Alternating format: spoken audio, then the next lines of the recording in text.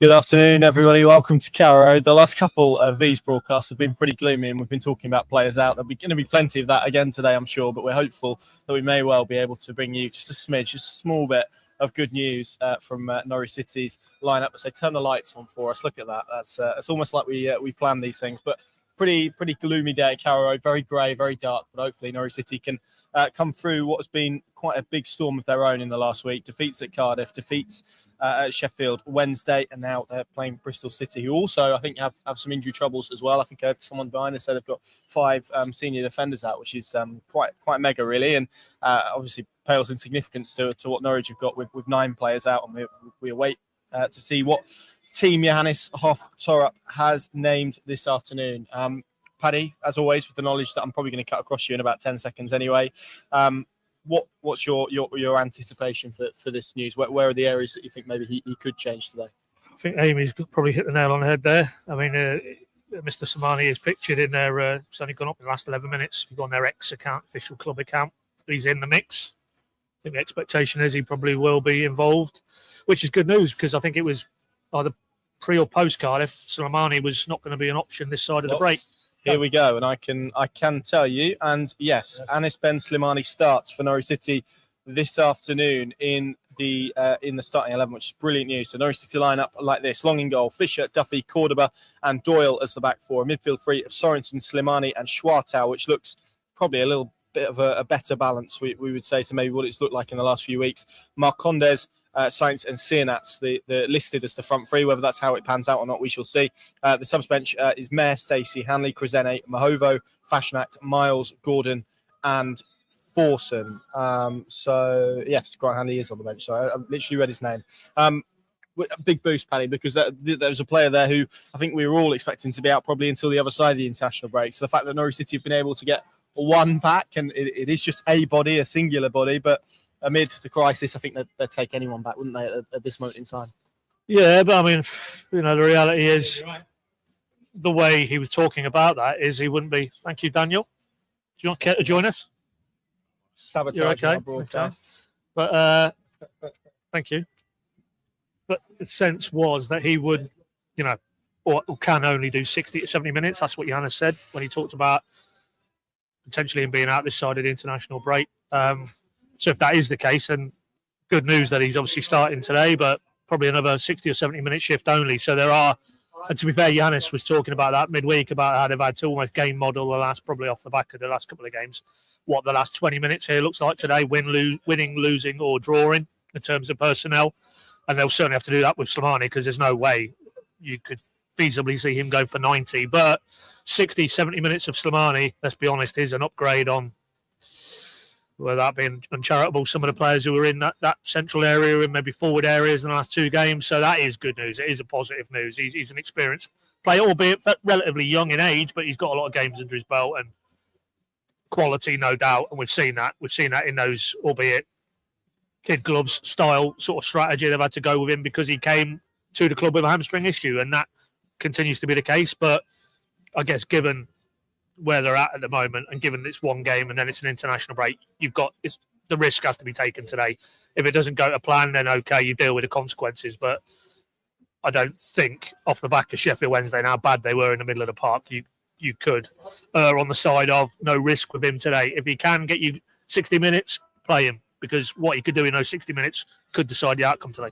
Yeah, and it's amazing, isn't it? We're talking about one player, but what it does to what it feels like it does to the overall balance of that midfield, and it allows maybe Marcondes to play in a bit more in an advanced area, which could again help Norwich from a creative perspective. I think we've both been probably quite impressed with him since he came to the club. So it is just one piece, and there's obviously 8 pieces, 9 pieces or so to come back, particularly in and around that midfield, which has been so heavily hit.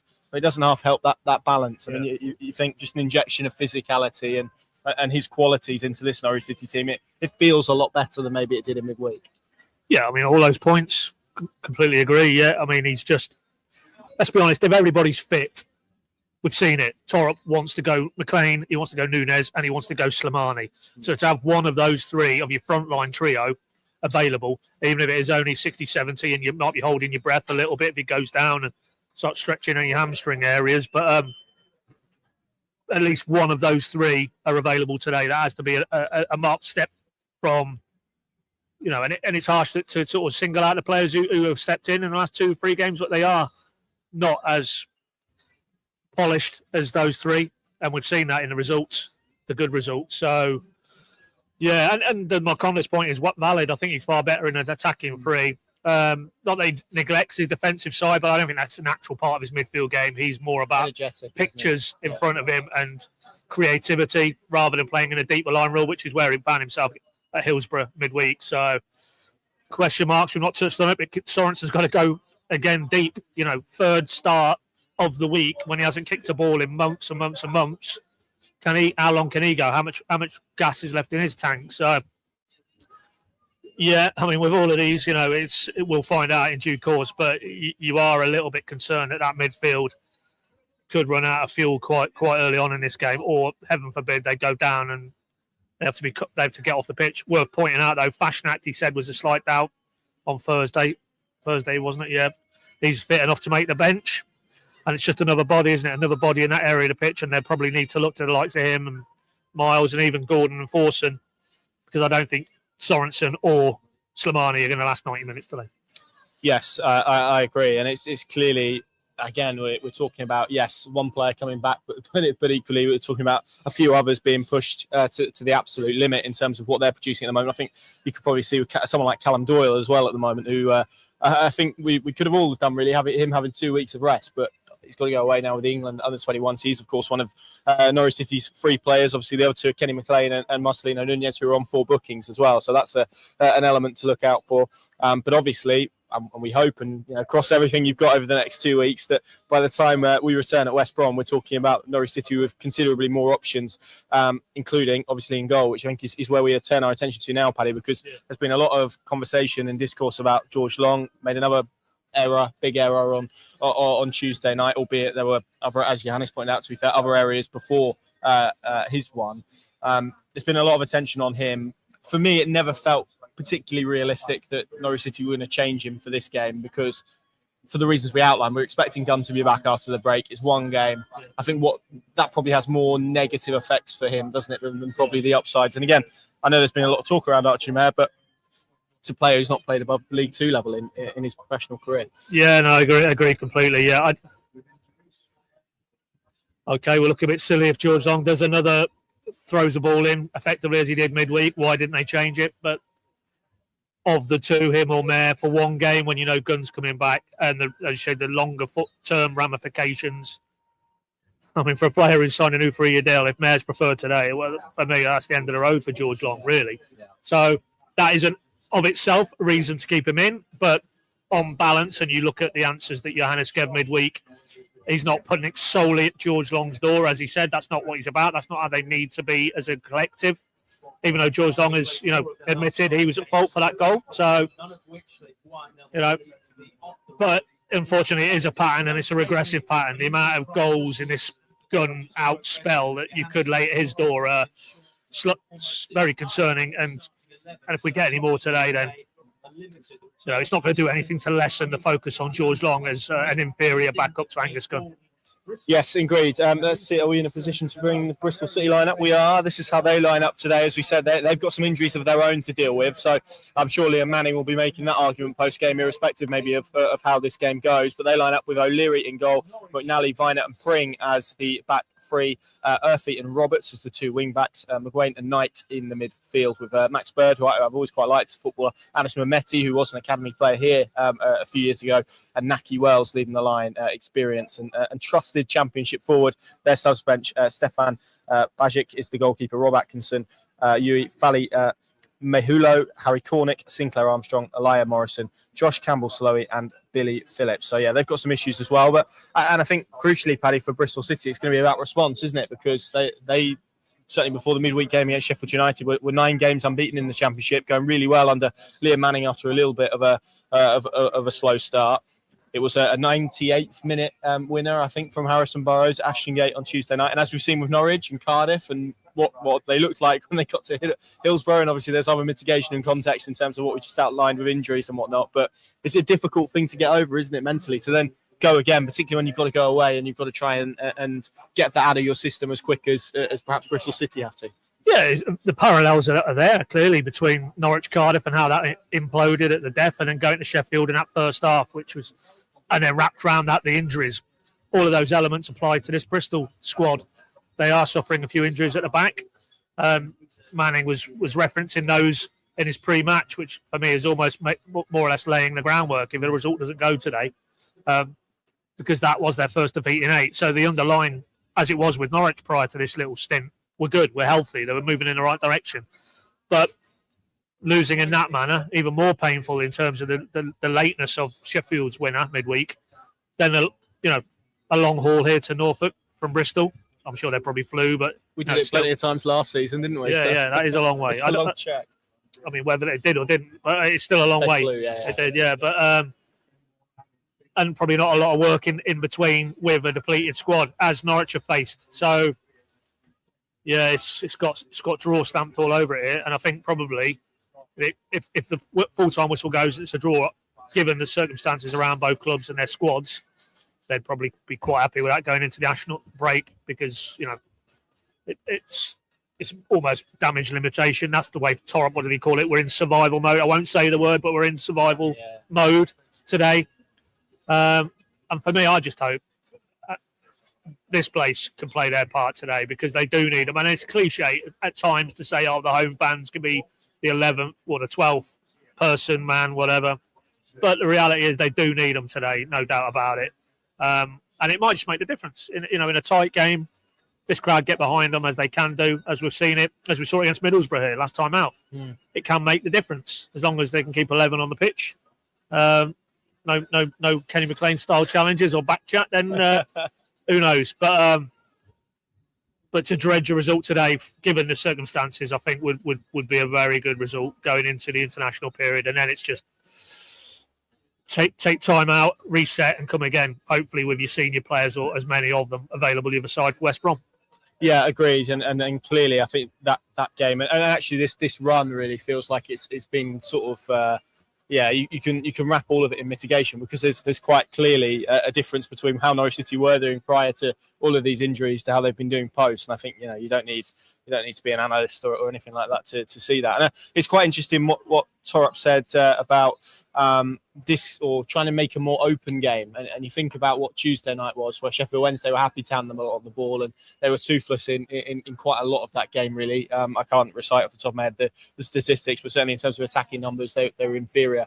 And I think it felt like that, didn't it, in the eye? I think they had a shot. I think Callum Fisher had a shot in the second minute, and then it wasn't until Borja Sainz nodded in an offside goal that they had another one on target. So that goes to show maybe the struggle. So it's interesting that maybe he feels a slightly more open game, where it's maybe based more on improv and whatnot is maybe a little bit better to this Norwich City side at this moment. You can see the logic in that, given what he outlined in terms of these players maybe not necessarily playing with each other, consistently, but equally a lot of them maybe being thrown into the deep. And Oscar Schwartau, 18-year-old, moved to England this summer. He's suddenly having to play a lot of football, more football than probably anyone anticipated. Antti Sienat's clearly leading the line, wasn't expected at this stage, etc. We could go on.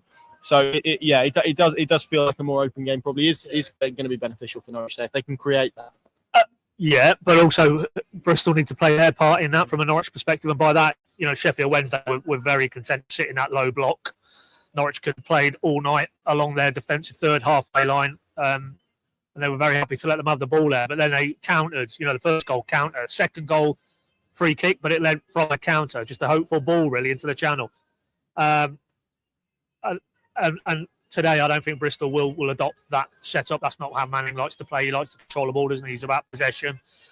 So that should lend itself to two teams who want to try and be progressive and get on the front foot. And in that context, that should suit Norwich, because there will be spaces, there will be turnover potential, and they've still got clever players. They've got the main man sites up top, and I think in this type of game, if that's how it plays out, I think Norwich would hope that they would be able to create far more in the final third than they did on Tuesday night, when it looked so anemic and sterile, and that was on their side. The players out, but it was also our Sheffield set up, and they were quite happy just to sit in. Surprising, really, for a home team to want to do that, but it got the result that night, and they were obviously probably tightening down because they shipped 5 goals in about 30 minutes on the Saturday, hadn't they, to Watford at home. So probably understandable. They wanted to go that route, but I think today this game should, you hope, suit, and I think that's what Torop was alluding to. Agreed. Andy Chapman, very harsh on Mark Robins. Well, I've read your column, Connor, this morning. As always, very good column. I'm not sure I agree on the madness point, though. I think legacy-wise, yes, but your parallel with Farke was spot on. You know, that is the nature of it now at the top end. You know, it's very brutal. Your legacy and what you've achieved doesn't count for anything. It's all about the here and now. And I know from being a COF fan and having family who are season ticket holders that the expectation levels are considerably higher now. It isn't plucky old Coventry who've not had a home and been on the road, and what a brilliant job Mark Robins brought them from League Two. And to be fair, this is probably went against him. He overachieved getting into the playoffs and one kick away from the Premier League when they lost to Luton. But unfortunately, that raised the bar by which he is now being judged. They've had slow starts before, haven't they? Last couple. Yeah, of but it's seasons. different expectation levels. Yeah, but that wasn't when they were expected to be. I mean, there was lots of COF fans thinking it could have a crack at automatic, reasonable or not. So the expectation levels now with that club, with Doug King, the former Norwich fan, are considerably different to what they were when they've had those slow starts and recovered. I mean, I think they've even more or less, he would have been told that every other season they have to be in and around the top six, and that's the baseline, figure. The thing was that the writing for me was on the wall as soon as Vivash was cut, his right-hand man, been with him everywhere. They've gone down almost the Norwich route with a sporting director and performance leads in the background in the summer, and as a result of that, his right-hand man, Adi Vivash, departed, and I doubt that was on Robbins' say-so. So as soon as you lose him, your authority is undermined, and then they start poorly. 4 wins, I think they've got from their first 14. So no, I'm not surprised, but that doesn't make it right, and it certainly is, scant acknowledgement of the legacy that he has achieved in that time. But unfortunately, we saw it with Farke. 2 league titles didn't save him. So yeah, I don't have an issue with it in terms of in the here and now. Yes, if you want to zoom out and what he achieved and that he could have got back, but that isn't good enough now for this team. They expect to be challenging the top 6, not where they are now. I think they'll do well to do that this year, if I'm honest, particularly with Al Robbins. I mean, not that I want to make this a Coventry City show, but all Doug King really has done is he's put a lot of pressure on himself there, because if he doesn't get the next one right, then I'd imagine there's going to be quite a large contingent of the fan base. As you said in your column, Dean Smith wasn't the right antidote to Daniel Farke, and David Wagner wasn't. And we're dealing with the consequences of that now. And that's how long it's taken to turn this around and get the fans back on side, majority of the fans. So, yeah, it's by no means guaranteeing that decision is going to work in their favour. And if not, he'll have to live with the consequences. Indeed. Right. Score prediction. How's today going to go? I'm going positive here today. I think with Bristol having defensive injuries, 2-1 Norwich. Don't ask me who scores the goals, so I'm not sure about that later. Yeah. But I just think it's been a brutal few games, particularly this week, just here in their home surroundings where they've been so good for this past year. I think that could just get them over the line. Slimane back in the mix today, that adds to their creativity. All our science is on the pitch, so there's a goal always when he's there, or the sense that he could score a goal.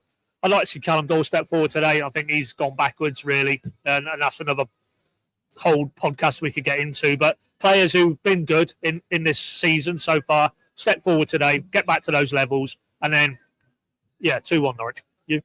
1-1 for me. I think, as maybe you mapped out earlier on, 2 teams with injuries, 2 teams that probably will feel like the international break comes at a good time.